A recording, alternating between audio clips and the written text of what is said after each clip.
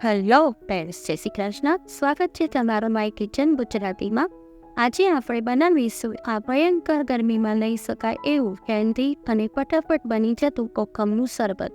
કોકમનું શરબત લૂથી બચાવે છે, ડિહાઇડ્રેશન, એસિડિટી, ગેસ નહીં થવા દે. કોકમના ઘણા બધા ફાયદા છે, જેમ કે કોકમમાં ભરપૂર વિટામિન સી છે, વેઇટ લોસ, ડાયાબિટીસ, કોલેસ્ટ્રોલ અને માઇગ્રેનમાં ખૂબ જ ફાયદો કરે છે. તો ચલો બનાવવાની શરૂઆત કરીએ કોકમનું શરબત. કોકમનું શરબત બનાવવા માટે આપણે 1 કપ કોકમ લઈશું.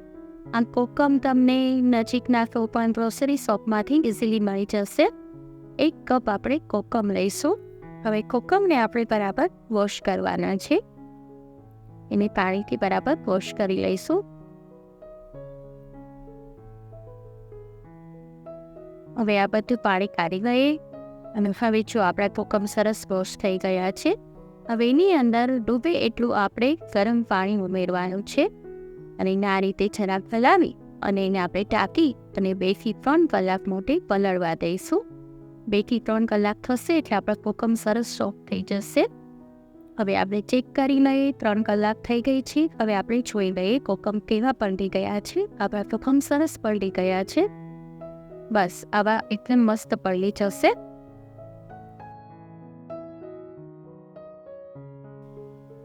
હવે આપણે એક મિક્સર ગ્રાઇન્ડર લેશું. હવે ચકની અંદર બધું જ જે કોકમનું પલાળેલું છે એ બધું જ એમાં ઉમેરી દઈશું અને આની આપણે એક પેસ્ટ બનાવવાની છે. ગ્રાઇન્ડ કરી અને પેસ્ટ તૈયાર કરી લઈશું. જો સરસ પેસ્ટ બની ગઈ છે.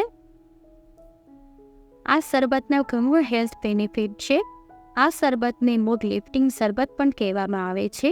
જો તમે આ શરબત પીશો તો તમારો મૂડ એકદમ સરસ થઈ જશે.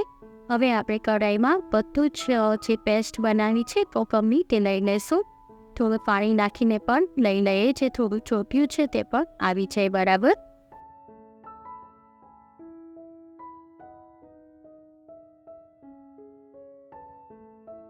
જે કપથી આપણે કોકમ લીધા હતા એ જ કપના માપથી આપણે ખાંડ લેશું. આમાં આપણે ખાંડ ઉમેરવાની છે. આમાં આપણે 3 કપ ખાંડ ઉમેરીશું. જો 3 કપ ખાંડ લઈ લીધી છે. હવે બધી જ આપણે પેસ્ટમાં ઉમેરી દઈએ. હવે એને આ રીતે નીચે થોડું હલાવી લઈએ, તે ખાંડ થોડીક ઓગળી જાય. ડાયરેક્ટ આપણે ગેસ ઉપર નથી મૂકવી, એટલે જો આ ટાઈપ થોડી ઓગાળી લેવાની છે. હવે એને આપણે ગેસ ઉપર મૂકી દઈએ. હવે આને આપણે ફૂલ ફ્લેમ પર કરવાનું છે.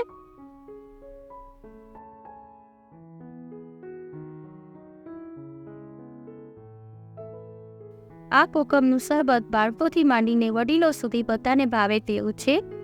આ કોકમનું શરબત ઇમ્યુનિટી બૂસ્ટર છે, હાર્ટ માટે સારું છે અને નેચરલ કુલર છે. અને સુગરવાળા પણ લઈ શકે છે. બસ આમાં સુગરની જગ્યાએ તમારે સુગર ફ્રી એડ કરી દેવાનું છે. આનાથી સુગર લેવલ કંટ્રોલ થાય છે. તો આ રીતે આપણે એને હલાવતા જવાનું છે અને થોડુંક ઉકાળવાનું છે. જો આ ટાઈપ ઉકાળતા જવાનું છે. એટલું મસ્ત દેખાય છે ને. આ એકદમ આનો નેચરલ જ કલર છે.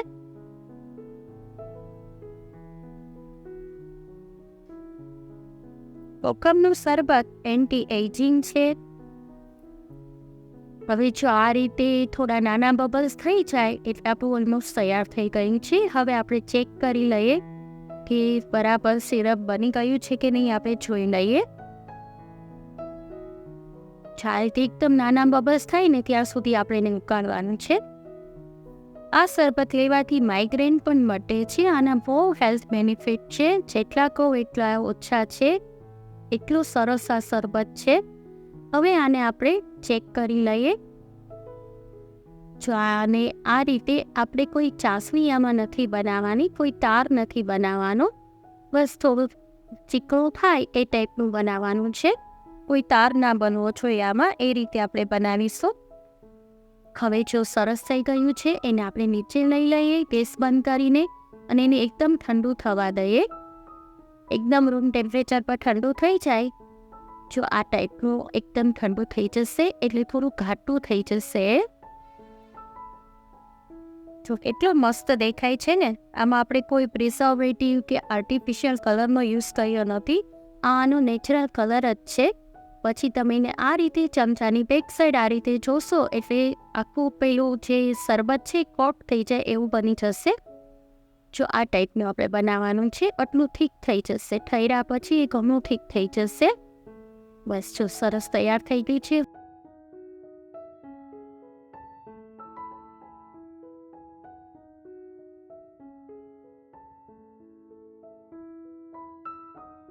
હવે આને આપણે સ્ટ્રેનર રાખી અને ગાળી લઈએ.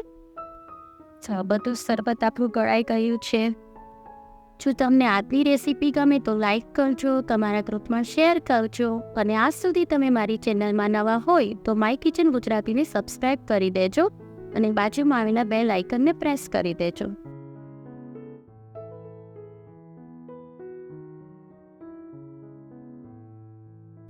જો આપણું સરસ સિરપ તૈયાર થઈ ગયું છે. કેટલું મસ્ત દેખાય છે ને. જોતાં જ પીવાનું મન થઈ જાય એવું બન્યું છે ને.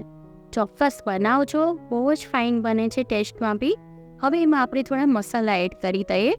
અડધી ટીસ્પૂન મીઠું ઉમેરીશું. અડધી ટીસ્પૂન આપણે શેકેલા જીરાનો પાવડર ઉમેરીશું અને 1/4 ટીસ્પૂન મરી પાવડર અને 1/2 ટીસ્પૂન સંચળ પાવડર ઉમેરીશું. બસ આટલા જ મસાલામાં ઇનફ છે. આ પોતે જ એટલું ખાટું છે એટલે આમાં કોઈ ખટાશ ઉમેરવાની જરૂર નથી. બસ જો આ રીતે આપણે સરસ હલાવી અને મિક્સ કરી લઈશું. આનો ટેસ્ટ એટલો મસ્ત આવે છે ને કે બાળકોને તો તમે આ બનાવી દેશો તો બીજા કોઈ શરબત જ નહીં માગે. એટલું મસ્ત બને છે. હવે આપણે એક બોટલ લઈશું. બોટલને આપણે એકદમ ડ્રાય કરીને લેવાની છે. બિલકુલ ભીડી ના હોવી જોઈએ એટલે સરસ સ્ટોર થઈ જશે આમાં. હવે એને આપણે બોટલની અંદર ભરી લઈશું. આનો ટેસ્ટ એકદમ કાલા ખટા શરબત જેવો જ આવે છે જેથી બાળકોને પણ ખૂબ જ ભાવશે. તો ચોક્કસ આ રીતે બનાવીને અને સ્ટોર કરી રાખો. પછી જ્યારે તમે ગરમીમાંથી આવો ત્યારે એને એન્જોય કરી શકો છો. જો આપણું થઈ ગયું તૈયાર. માર્કેટમાં કોકમનું શરબત બહુ કોસ્ટલી બને છે પણ ઘરે આપણે એકદમ ઓછા રૂપિયામાં તૈયાર થઈ જાય છે. એકદમ લો કોસ્ટમાં બની જાય છે અને પાછું ચોખ્ખું પણ એટલું બને છે. જો બની ગયું આપણું શરબત. હવે આપણે એને શરબત કરીને પણ જોઈ લઈએ કેવી રીતે એને સર્વ કરવું. ચોક્કસ બનાવજો અને મને કમેન્ટ કરીને કહેજો કે આજની રેસીપી તમને કેવી લાગી. જો તમને મારી રેસીપી ગમી હોય તો સબસ્ક્રાઈબ કરવાનું ના ભૂલશો. ફરી મળીશું એક નવી જ રેસીપી સાથે. Till then bye bye.